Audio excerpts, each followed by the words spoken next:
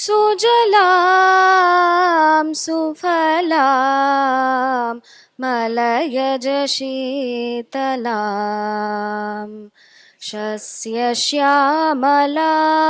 मातरं Vande Mataram शुभ्रज्योत्स्नां पुलकितयामिनीं फुल्लकुसुमितद्रुमदलशोभिनीं सुहासिनीं सुमधुरभाषिणीम्.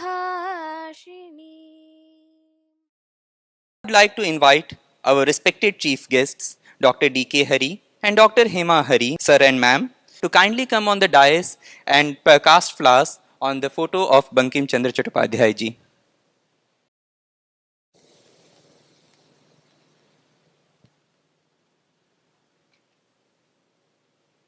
Invite Dean of Students Professor Satyanarayan Gumadi sir to kindly present fruit baskets to our respected chief guests Dr. D.K.Hari sir and Dr. Hema-Hari ma'am, founders of Bharat Gyan.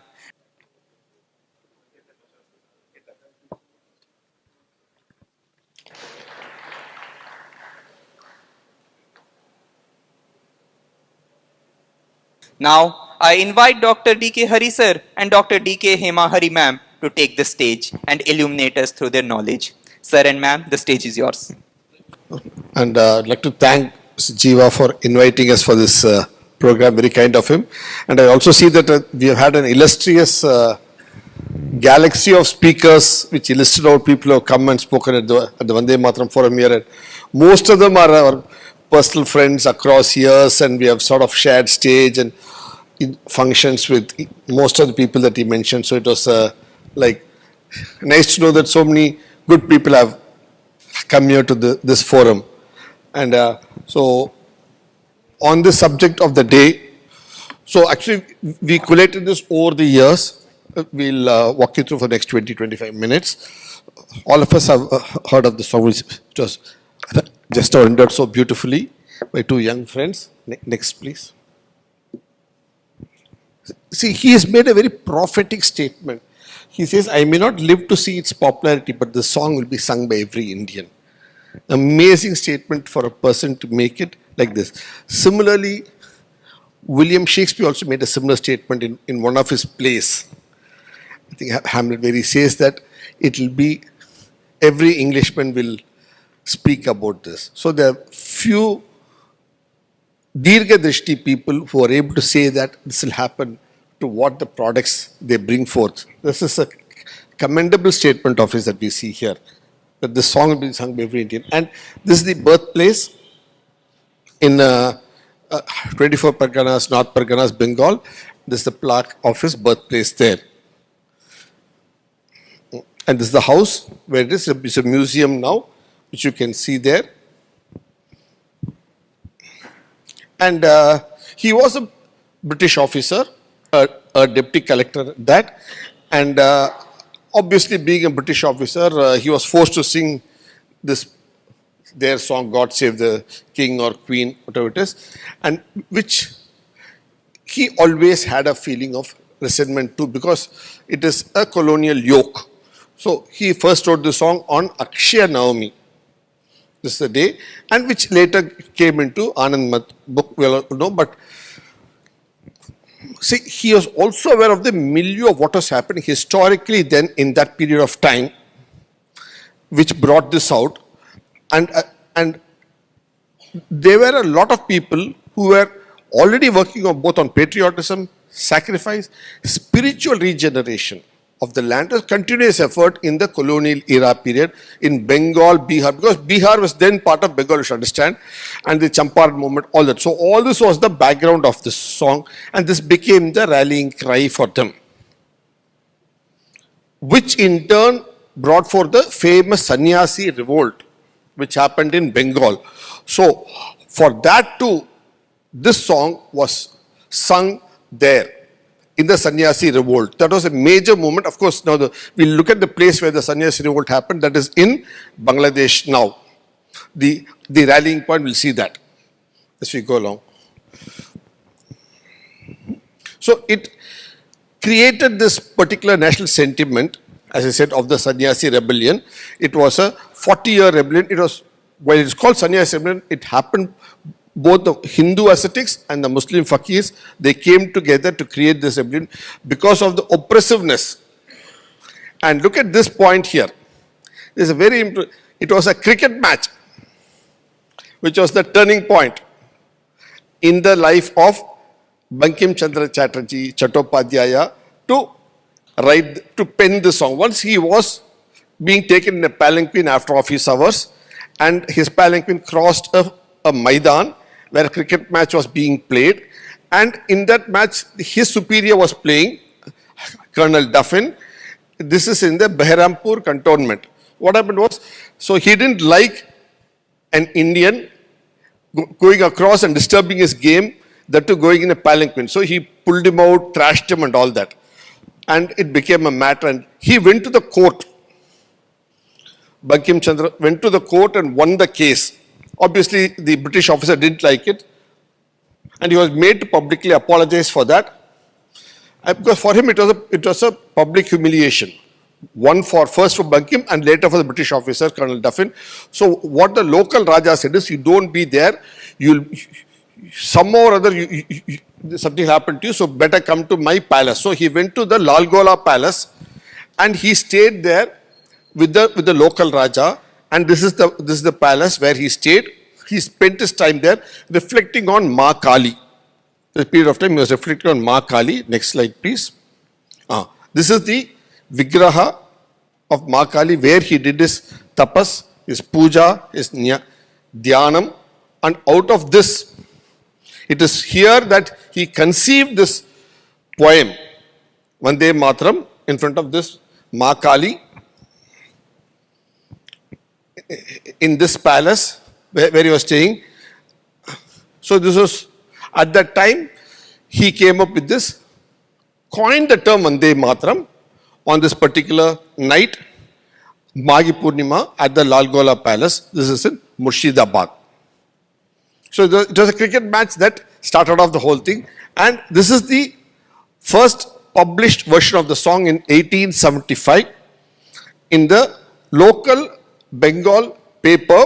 It is called Banga Darshan. It was a Bengali paper, but much Sanskritized, because that was the literary language of those days then, in the Bengali script. But so it was this Sanskritized version of the Bangla poem which spoke about the richness of the motherland. When we heard the song, now we heard all of the richness of the land, motherland. So it was, and nourishing richness of the land, symbolizing unity and devotion that has held us all together with this song for the last century and a half, is the beauty of this. And this song, he had a teacher, both Rabindranath Tagore as well as Bankim Chandra Chattopadhyaya. They had a teacher in Jadunath Bhattacharya, and it was Jadunath Bhattacharya who actually first sung the song in two raga. One, he sang it in Malhar, Kafi and Desh.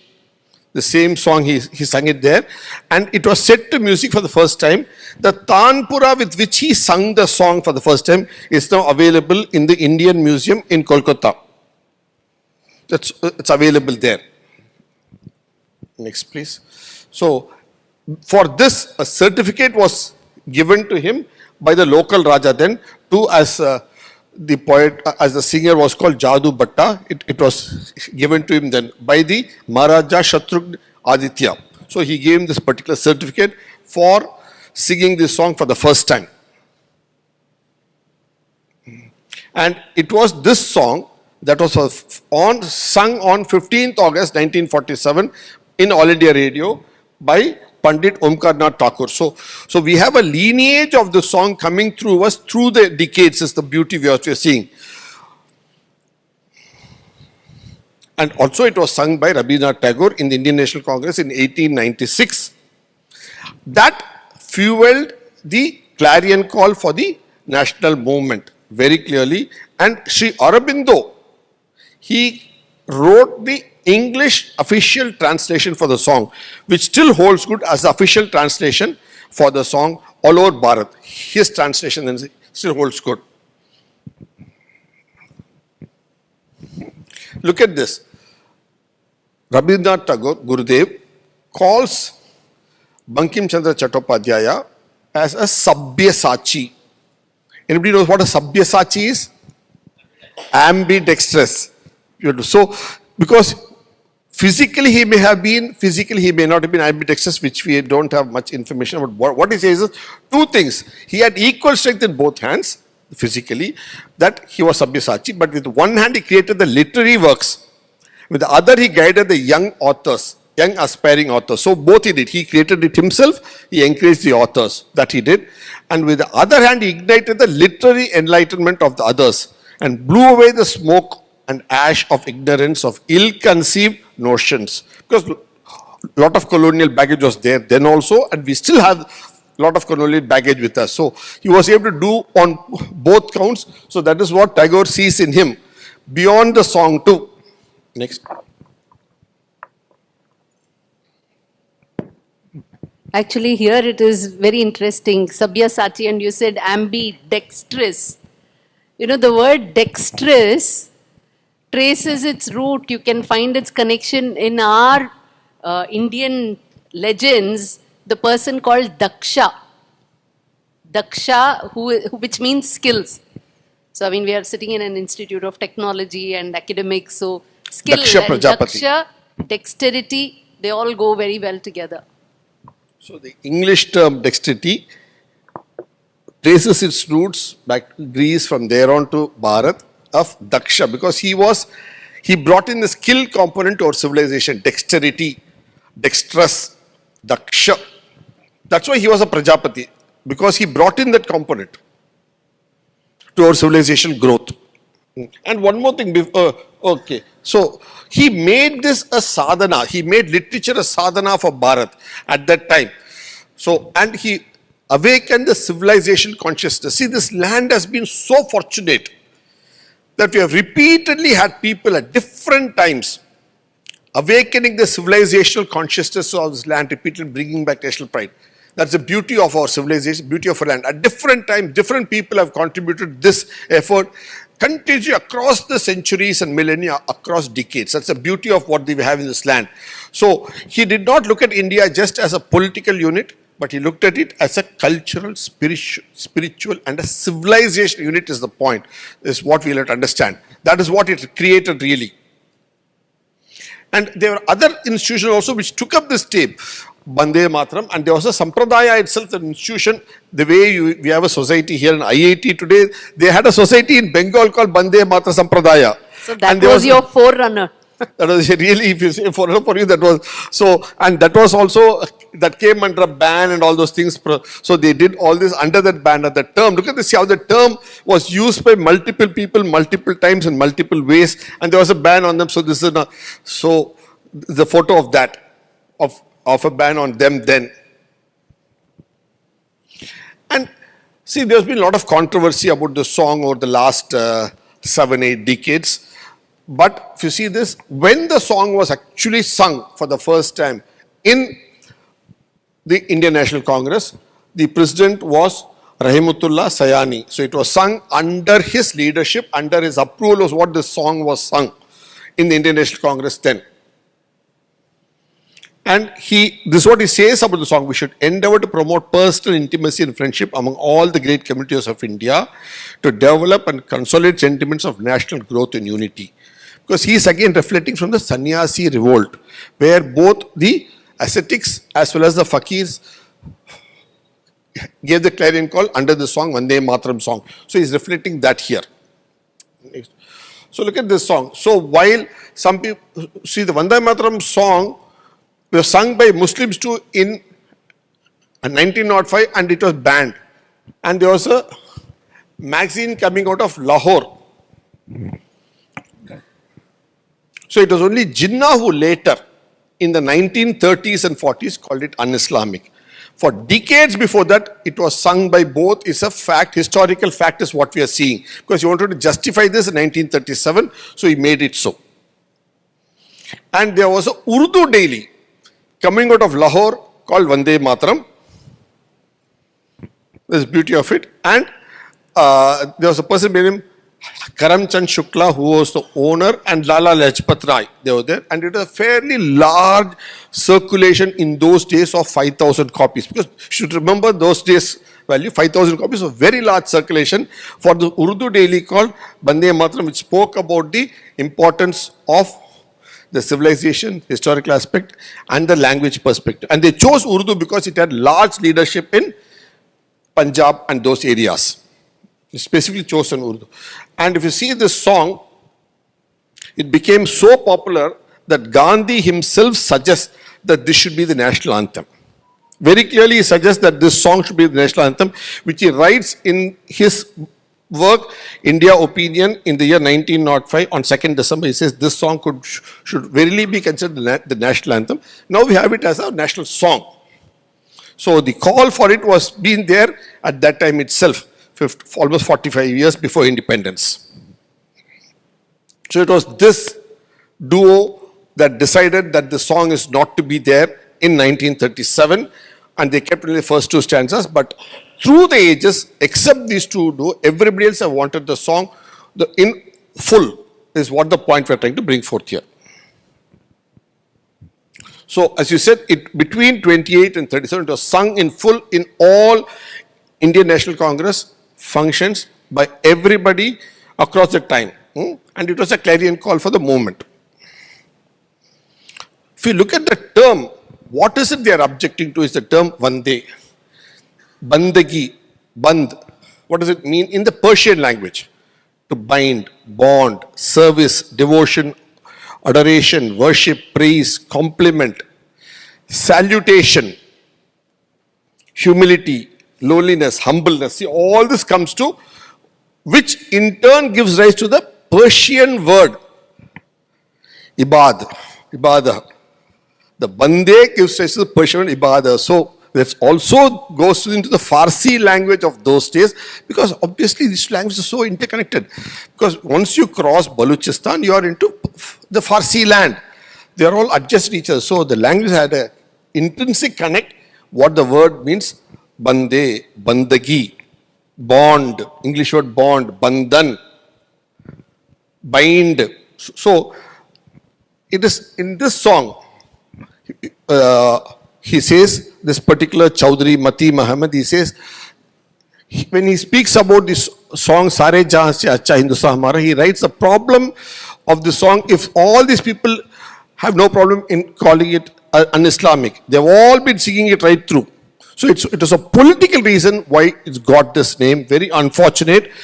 So if you cannot but give your land equivalent to your motherhood. That's what he very clearly mentions here. It exhorts people to come out of the troubled waters. As we said very clearly, how the term itself comes about, it's admiring greetings one's mother. Land is also one mother, which is acceptable by all faiths, is what clearly comes out here in the interpretation, very clearly. Next. Where does this word come from? Vande. It's right from it's there in the Rig Veda itself. As a phrase, as a term, we find it there where it addresses to say, to speak. So I address the sovereign Lord. So it is to address somebody. So Vande. So the term is there. It's a Vedic term that we have. So it goes back 5-6 millennia in this land, is the beauty of it.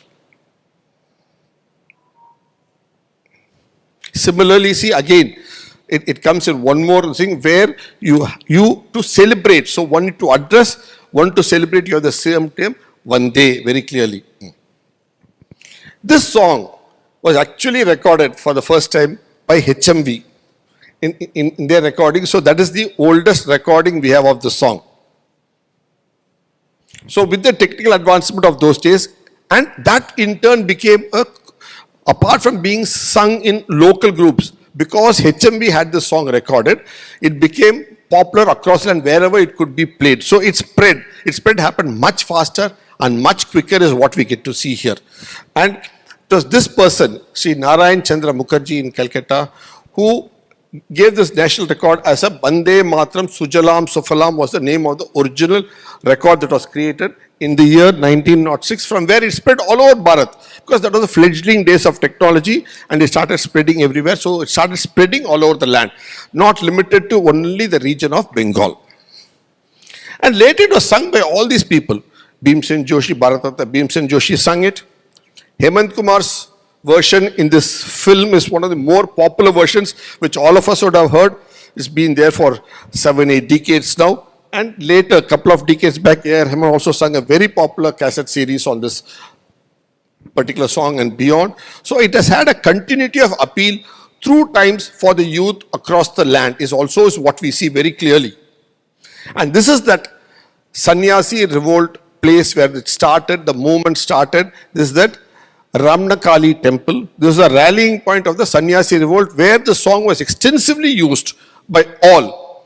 The temple, unfortunately, this temple was destroyed in 1971, and it's been, so this is the East Pakistan 1971 revolt time. You still see the temple spire there. About 500 devotees were burnt inside this temple then, burnt alive inside this temple. Unfortunately, after this was burnt down, destroyed, and then India, for its, because this was the start of the Sannyasi revolt movement. Next. So this is there, the Ramankali temple, where it is, south of Dhaka. It's a huge Maidan where this temple is there. Now it's been rebuilt by Indian effort in 2021. At our cost, our effort, our initiative, we had this temple rebuilt as an honor of the thing. And the Honorable President of India visited there to inaugurate the temple again. So it's India's contribution to Bangladesh back again after so many years, after 1971. So because this was where the rallying point was, wanted to recognize it once again and rebuild this temple. Now coming on to the flags. The first flag, one of the first flags was made by Sister Nivedita. What did she write in that flag? Vande Mataram. That's what she wrote in the flags. And she brought in the Indra's Vajra, the thunderbolt, in the center for this, as the symbol of the flag that she had designed for India in 1905. And Surendranath Banerjee, that is Rabindranath Banerjee, what did he do? He brought out a flag again in the next year, 1906, and hoisted it in the Parsi Bagan Square in Kolkata, where he clearly put it as a, look at the Vande Mataram with the lotus buds on the top and the sun and the moon. Again using Vande Mataram in the flag. Then Madam Bikaji Kama, the famous freedom fighter. Actually, we have a Kama Square, Bikaji Kama Square in Delhi also even now. So she, when she went to Stuttgart, Berlin, and spoke about India's independence and freedom, so they mentioned to her, you don't even have a flag. So she actually, the story goes that she tore the pallu of her sari and made a flag out of it, and she wrote Vande Mataram in it. This is in 1907. Similarly, same theme of lotus on the top and sun and the moon bottom. And on 22nd August 1907, she unfurled the flag there in Stuttgart. First time on an overseas soil, this flag was unfurled. So later again, if you see, similarly in the other functions also, they always inaugurated it with this flag, where Hemachandra Kanungo and others, with the inputs of Veer Savarkar, they designed this flag again, using Vande Mataram as a centerpiece of it. So you see a consistency across times in flags too. And in the Geneva edition, the front page of Indian independence movement, there starts with the term Vande Mataram. It's not an Indian edition, it's a Geneva edition they made for this. So it starts with the term Vande Mataram very clearly there. It was calling for a call to release Veer Savarkar. Look at the history of flags coming all the way up to 1947. The first two flags very clearly have Vande Mataram as the call in our flag itself through the ages. Of course, the flag developed from charka to chakra. That happened later, but that's how the flag of India developed. Next slide, please. So these three people, Bal, Pal, Bal Pal Lal, they popularized all over North India the Vande Mataram slogan, and the import of it they popularized all over North India. These three people. Similarly, in Tamilagam, it was these three people who popularized it. VOC, Subramania Bharati and Subramania Shiva. They popularized it in their poems, their speeches and everything, which you see in the black and white era films too. We see how they popularized the idea of Vande Mataram very clearly all over Tamil Nadu also. And he actually wrote a song, his own song. Mahakavi Subramania Bharati wrote a song called Vande Mataram in his own style. He was not copying the original song. He wrote from his own, what he came to his mind. There's a song called Vande Mataram penned by him. Like this, we are showing you one sample. Many other vernacular Bharata languages, many other poets have penned their own song called Vande Mataram. I mean, titled Vande Mataram, but their own views, their own ethos, their own songs. Like this, we have now this is gone and sung everywhere, all over the world now, including the Arab countries. They all sung this song Vande Mataram at various functions where India takes part. So it's been a call of a song across the world.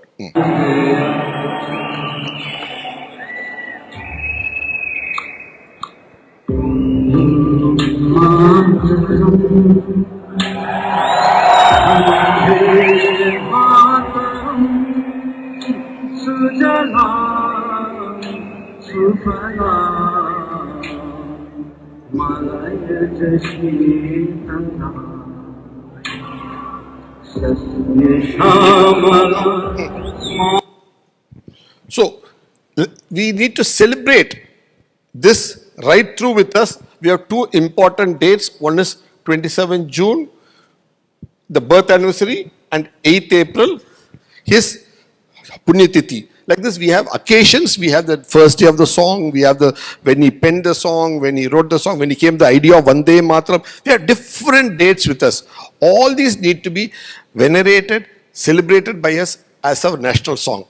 Is it amazing that how we have a story of how the song came through to us and which we are relishing, not just as a poetry, not just for its lyrics, but everywhere. So now we have the ceremonial code in Bharat as to what's the length of the song and how it should be played, etc. So we have a formal code which we did not have, unfortunately, for the last 7.5 decades. We have it, at least we have it now, very clearly. Next. So this is what happened on 150th anniversary, so which we need to celebrate in IIT Madras as well as everywhere else as our, we should own something. See, if it's very important when you have something, you should own it, you should flaunt it with pride. If we don't own it and if we don't flaunt it, others are going to respect you for it. It's as simple as it's our song. And the song has value. It has captivated the people for 150 years. That's the beauty of it. So again, thank you so much for giving us this opportunity, my wife and myself, to speak on the subject. It's been a pleasure interacting with you all. Thank you. Namaste. She was just operating laptop, that's why I spoke on, normally it's a jugalbandi of our talk, but since she was operating laptop, I thought we'll speak for, Thank you. I'll be her voice too. But there is something that emerges, when we look at our freedom struggle, freedom movement and contributions and songs like Jana Gana Mana or Vande Mataram and all, we find that many of these are from one region called Bengal. It's amazing. You trace so many of them, you'll go back to the roots, you will go to Bengal. And another interesting aspect emerges out of this. Most of them would have come out from the Behrampur institution. Actually, none of these, these if you just do one Vande Mataram, these set of deck, these are just data points. Of course, there is a lot to relish in these data points because many of us don't even know this history. So these are data points. See, there is a difference between history and civilizational history. So civilizational history bundles in ethos. You have the bandagi in it, in the civilizational history, because without ethos, there is no civilization. And that ethos you understand. So from this Behrampur, it doesn't stand isolated. Many of these, you take Aurobindo, you take Rabindranath, you take everybody, they all have come out of Behrampur. What is this Behrampur? It is Brahmapur. which became Behrampur. And- And why is it important? Because the missionaries, when they came to India, that is where they started their educational institution. So the mission of education of the missionaries started in Behrampur. And naturally, because they were teaching, Serampur. Serampur, it's Not you know Behrampur, called Serampur. Yeah, it's there. So it's called Serampur Mission. Yes. Serampur, Serampur. But when you say Serampur, you don't see it. Actually, Sri Rampur, Rampur. the name of the place, that they called it Serampur and Serampur Mission. So there's been nodal point for British missionaries educating Indians, in that many of these intellectuals who came out of Bangla, which is a Sonar Bangla, this is called by the Bangla people. So they call it with an honorific Sonar Bangla, which golden Bangla. It is, certainly is. But Sonar Bangla is a much larger component of not just present West Bengal, but East Bengal, Tripura, Bihar, some northern parts of Odisha also. All that is composite Sonar Bangla region. Certainly it is. So lot of intellectualness happened. That's why they even had a statement that day: what Bengal thinks today, India will think tomorrow. That's what they made a statement like that then. So, because land was fertile, rich, Sufalam, Sujalam, so that gave rise to time to introspect, time to be creative. Great creative people have come out of the Sonar Bangla region to enrich our civilization in multiple ways. See, Netaji is also from that same Sonar Bangla region. Aurobindo is from the same Sonar Bangla Bihari. region. Rash Bihari, who went to Japan, is from the same Rash Bihari Bose. Look at the term, we use the term Bose. It's again a very anglicized term. The Bose is an anglicized term. It actually comes from the original Bangla term Basu. Bose is anglicized, comes from the word, you got Bose speakers also today, in the acoustics, but actually comes from the word Basu. Basu in turn comes from the word Vasu. Vasu, obviously verb iteration between Vangal, Bengal, Basu, Bose. Similarly, in the slide I've shown both Bankim Chandra's, both Chatterjee and Chattopadhyaya. He's actually Chattopadhyaya. That's the term. Upadhyaya, Chattopadhyaya. The British were not comfortable with Chattopadhyaya, so they made Chattopadhyaya into Chatterjee. Bandyopadhyaya became Banerjee. Mukhopadhyaya became Mukherjee. And Thakur became Thackeray, Tagore, all that. So Thakur. So that's a term. So how even the family surnames have evolved and changed and morphed across the century in the colonial era. So the mindset was also morphed. So when we decolonize ourselves over the next decade and two, we need to get back to understanding what our ethos, our way of saying, which has got a meaning to it. Because Chattopadhyaya is when Upadhyaya is there next to you and you teach them. Chatterjee doesn't have that import of the meaning. There's no meaning to the word Chatterjee or Banerjee or Mukherjee.